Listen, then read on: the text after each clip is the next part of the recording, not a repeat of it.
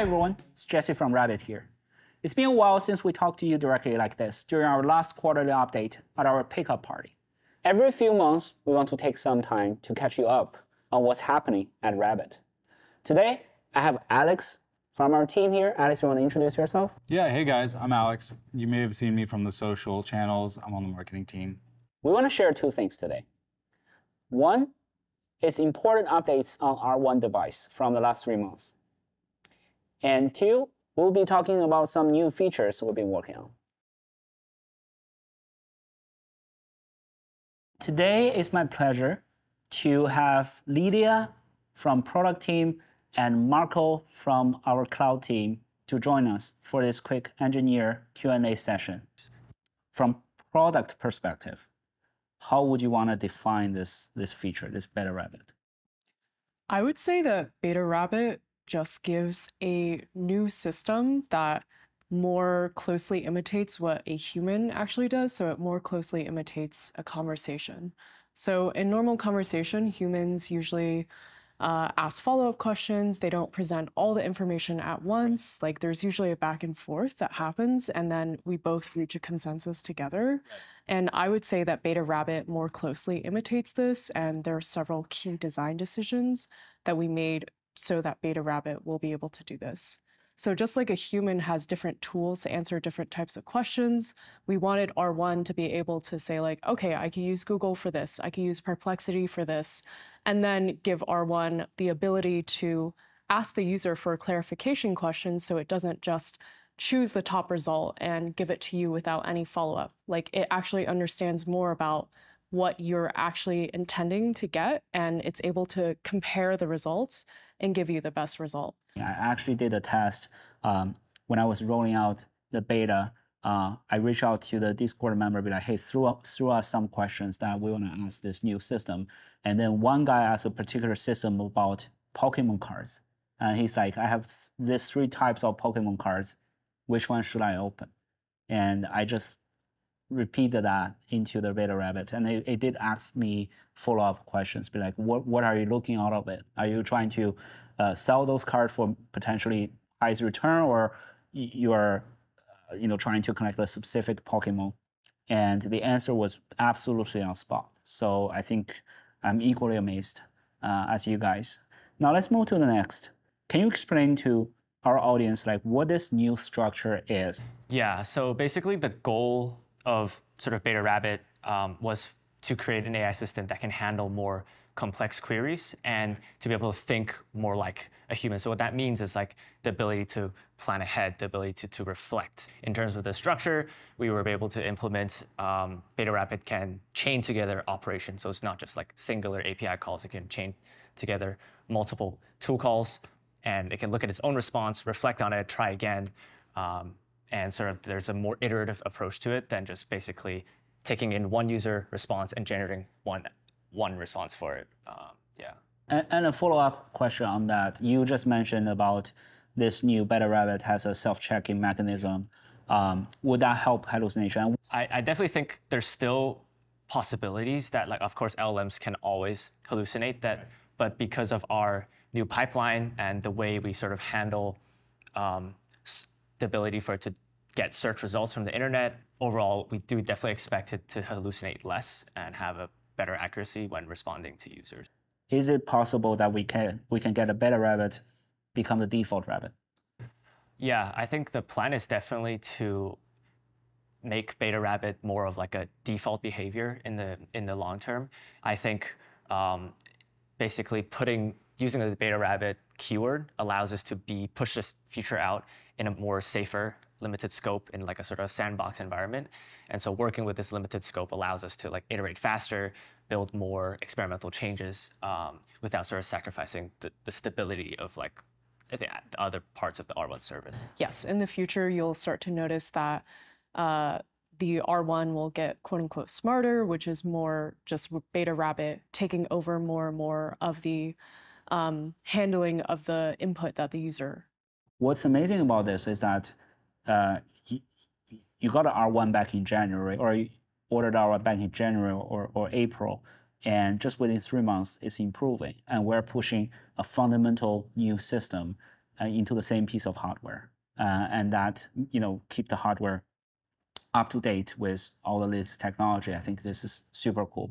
Every single day, all the other AI models are getting better, right? We're seeing basically major companies release a new model every 6 months. With this new Beta Rabbit, what sets us apart? From a product perspective, we're always thinking about how R1, we're fundamentally a voice-first company, so we can do a lot of things that other companies maybe are capable of doing, but that's not their focus. And so the way that we design features is that we really take advantage of the conversational voice-first nature of the device. And it's also really cool that we have this custom form factor that people can hold in their hands and take wherever they go. So I think that's a big thing that sets us apart.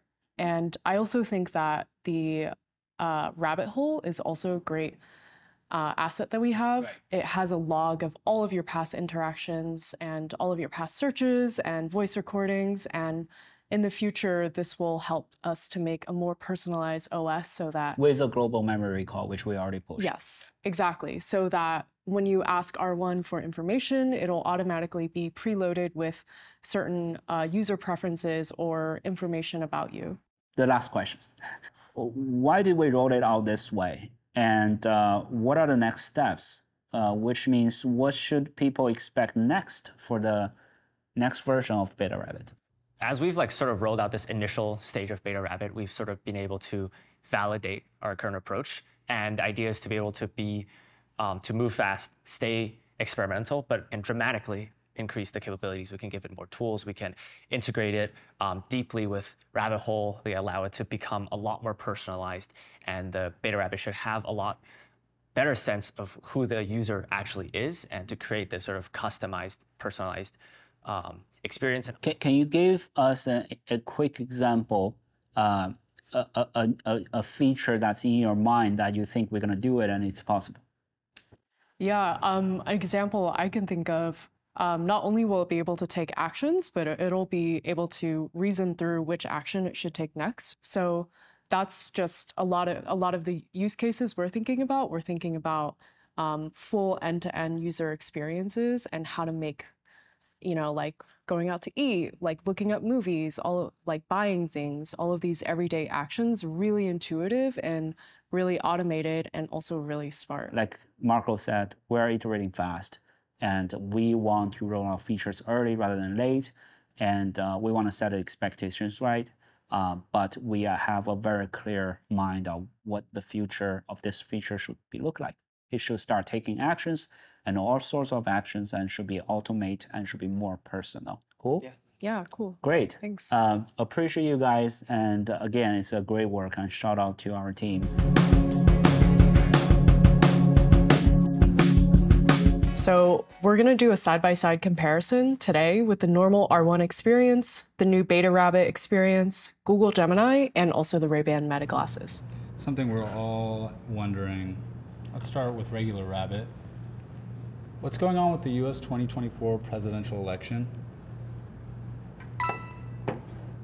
Searching for US 2024 presidential election updates. Kamala Harris gains support. Trump plans indoor rallies. And Biden faces criticism. Short and sweet again. All right, yeah. I'm not mad at that response. It's like, if you want the real quick top level. Yeah. What's going on with the US 2024 presidential election?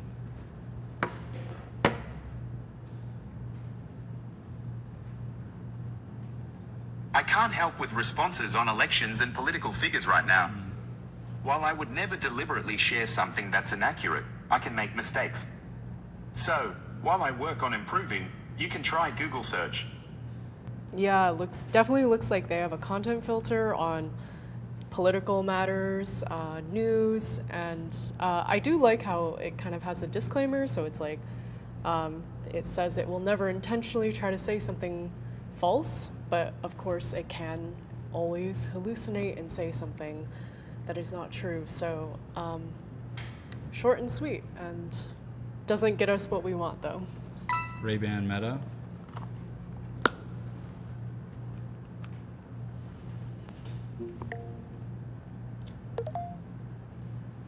Hey Meta, what's going on with the US 2024 presidential election? President Joe Biden withdrew from the 2024 presidential election and endorsed Vice President Kamala Harris to succeed him. It remains unclear whether she will become the nominee or what process the party will take to select an alternative. Okay, so it gave a very top-down approach again and just kind of covered the basics of what's going on. Right. Let's try Beta Rabbit now. Beta Rabbit, what's going on with the US 2024 presidential election? Beta Rabbit here. Watch me cook. Gets me every Always, time. always funny. Yeah. Yeah.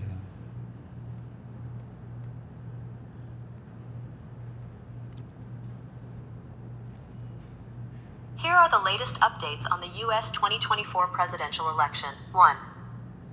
Joe Biden drops out. President Joe Biden has officially dropped out of the 2024 presidential race and has endorsed Vice President Kamala Harris as the Democratic nominee. This significant development has reshaped the Democratic primary landscape. 2. Kamala Harris gains support. Vice President Kamala Harris has gained the support of the majority of pledged Democratic Convention delegates. So let's stop it there, but pretty comprehensive. I mean, we got the Biden drops out, Kamala Harris support, Trump's still in the mix. What's he up to? Some polls, and then it provided some links as well, right? Yeah, it does. So if you click on any of the links, it'll take you to the 2024 elections page of that specific news publication. What does Brat Summer mean? Everyone's talking about it. Brat Summer is a slang term inspired by Charlie XCX's album Brat, characterized by a carefree, party-loving attitude, embracing flaws and imperfections, and often associated with lime green aesthetics. What does Brat Summer mean? Everyone's talking about it. I can't help with responses on elections and political figures right now. Okay. Brat Summer is a slang phrase that has been trending on social media, particularly TikTok, and refers to a carefree summer of self-indulgence and rebellion, inspired by the brat aesthetic and attitude. Brat Summer is a term that has recently gained popularity, particularly among millennials and Gen Z. It originated from Charlie XCX's album Brat, and has been embraced by various groups, including the Kamala Harris presidential campaign. I want to go to the movies with my friends. I like action movies and comedies. I'm not sure what kind of movies they like, but I know they don't like horror movies. Can you help me choose one and let me know what theaters nearby are showing them? Action and comedy movies playing near Los Angeles, CA 966 include Bad Boys, Ride or Die, and If. Let's find the perfect movie. Action comedy is a great choice to cater to your tastes and potentially your friends. Here are a few popular options. Movie suggestions. The Fall Guy, a recent release starring Ryan Gosling. This movie blends action and comedy with a classic Hollywood feel. Mission Impossible, Dead Reckoning Part 1. While primarily an action movie, it has plenty of comedic moments to keep things light. Are these out right now? Fall Guy? Teenage Mutant Ninja Check real Turtles, quick. Mutant Mayhem, Fall Guy? a fun, animated action comedy that might appeal to a wider audience. Finding a theater. To find theaters showing these movies near you, you can use these websites. Fandango, AMC Theaters, Cinemark. Simply enter your zip.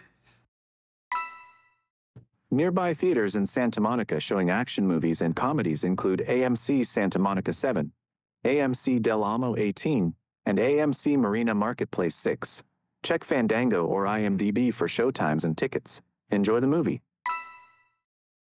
Here are some action and comedy movies currently playing in theaters, along with nearby theaters in Los Angeles where you can watch them.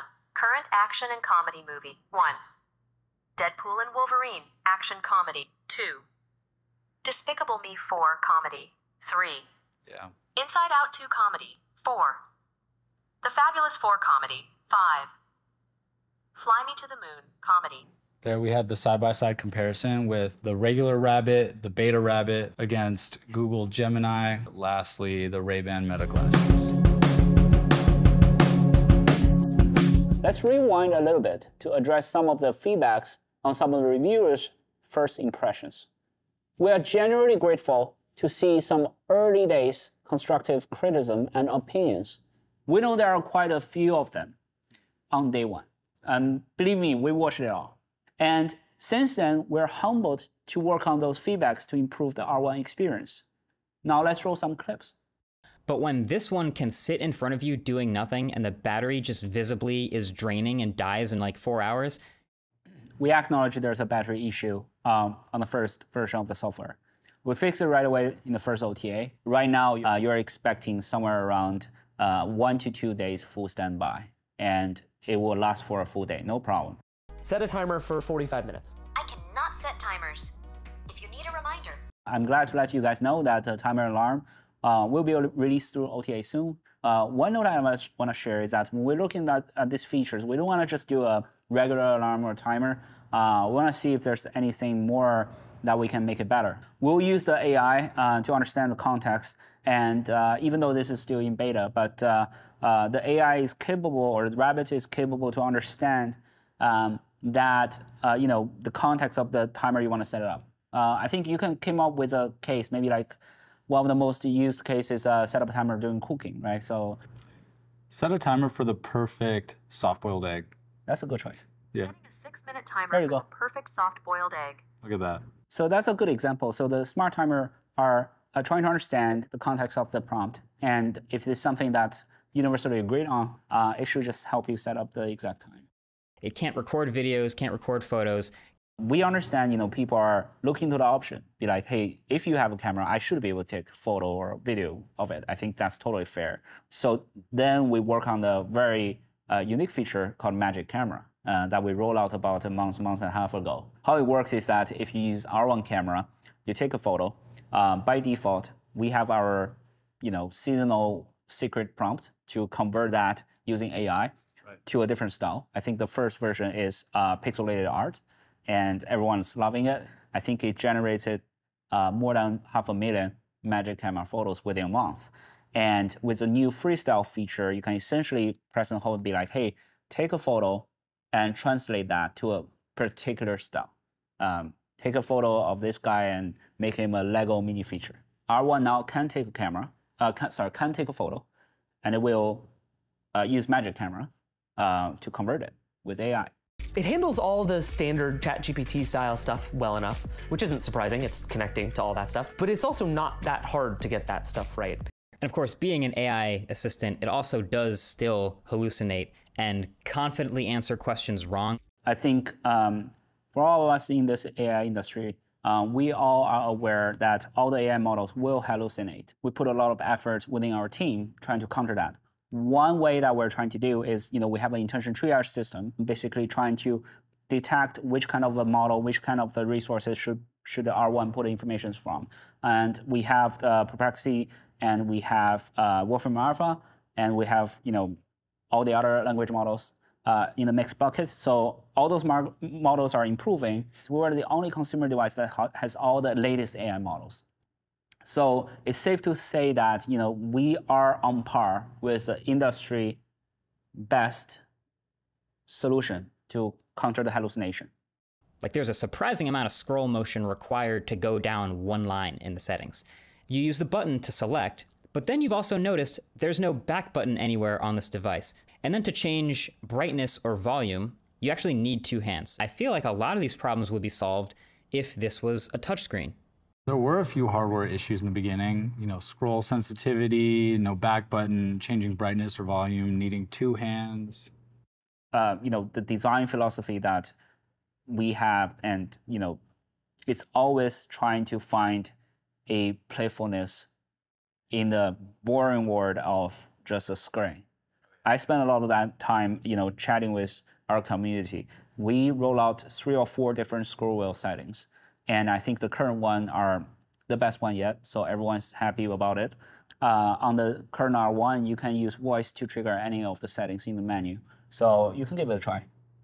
Yeah, let's start with even brightness. You could see very low brightness. Turn brightness up to 100%. The brightness is set to 100%. Good. Yeah, I mean, you could see the difference right there. For the record, we're not against touchscreen, and R1 came with a very capable multi-touch screen. So we're gonna look into the touchscreen improvements and enabling some of the most asked, features on R1 to be touchable. That's totally fine with us. So we're working on that, and I think we have to thanks to our community for pushing us to make changes and to better serve our community. So as of right now, they have made 4 apps available. 4.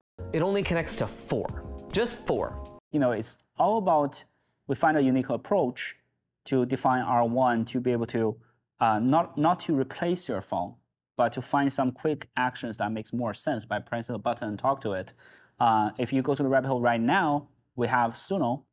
You can now hold a button and say, hey, generate a song with whatever lyrics you want, and you can listen and play back from the rabbit hole on R1 directly, and it will be synced to your Suno account or profile. Even more exciting is that we're working on teach mode, and I think that's going to change a lot of equations out there. Yeah, I know you guys are excited to hear about it, but more coming. We just want to expand on creative and fun expressions. Yeah, we're going to work on some of the more fun stuff, but stay tuned to the teach mode.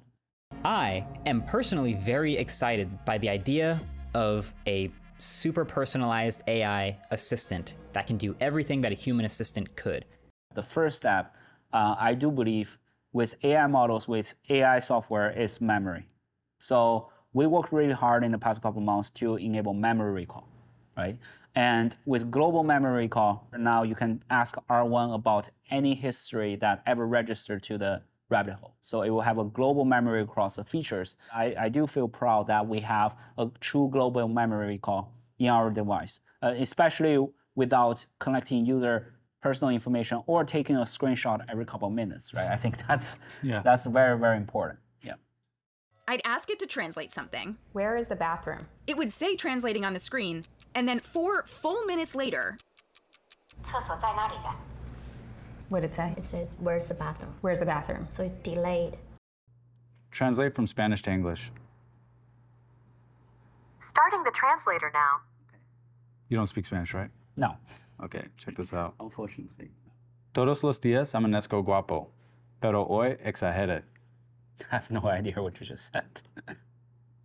Every day I wake up handsome, but today I overdid it. That's quite fun. So that's just addressing some of the things that our users has been asking for. Honestly, I don't think those early reviews do justice where the R1 is now. So we roll out 13 software updates over the past 3 months. We acknowledged the bugs and performance issues from when the device first came out. And we made a huge effort to fix those things with regular updates. This means that today's R1 is vastly better experience compared to where the device was back in April. One thing people don't realize is that R1 is the only product on the market that gives you access to all the latest consumer AI in one device. The value you are getting for just $199. This is incredible. And we'll continue to get better all the time.